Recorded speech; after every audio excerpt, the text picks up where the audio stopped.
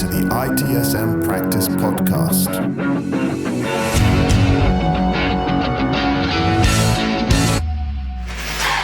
Welcome back to the ITSM Practice.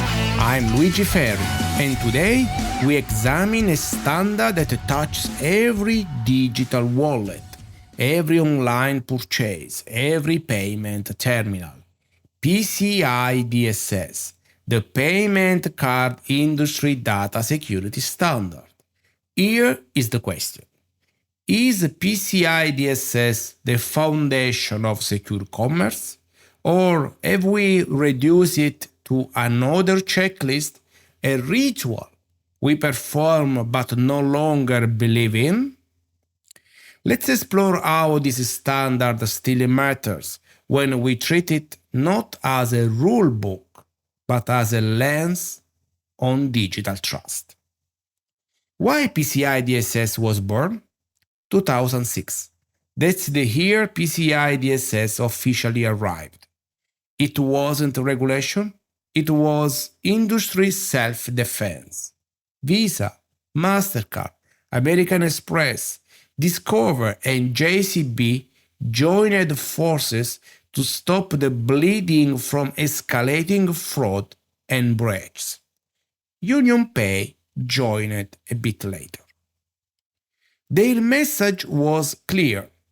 If you handle cardholder data, you must prove you can protect it.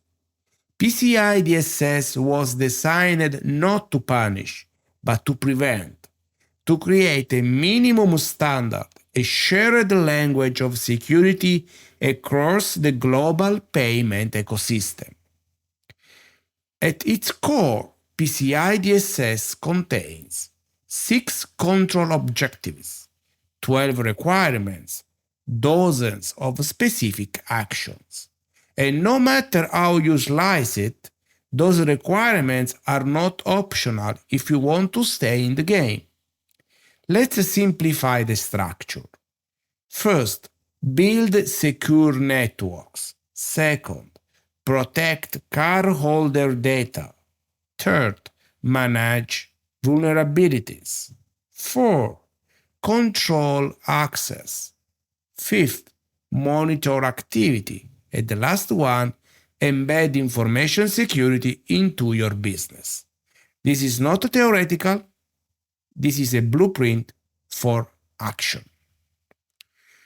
Let's zoom in on the heart of PCI DSS, where most organizations fall short. First, data protection.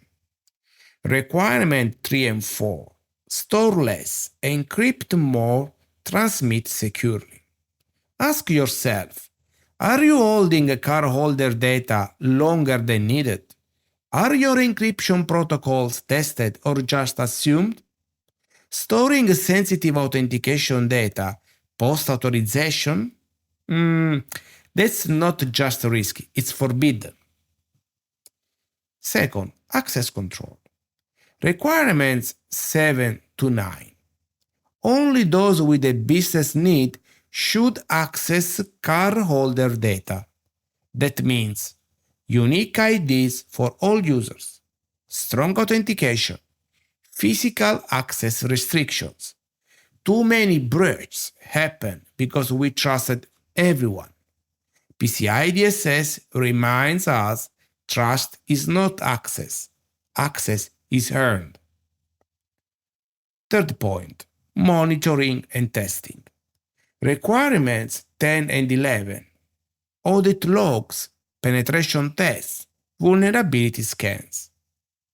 Are your alerts silenced? Are your logs reviewed or ignored? Because logging without oversight is like CCTV in a room no one watches. PCI DSS doesn't discriminate. Whether you process 100,000 transactions per day or 10 per week, if you accept, store, transmit, or impact cardholder data, you are in scope. That includes merchants, hosting providers, payment gateways, financial institutions, any third party that touches the data stream. And the obligation doesn't scale down just because your business is small.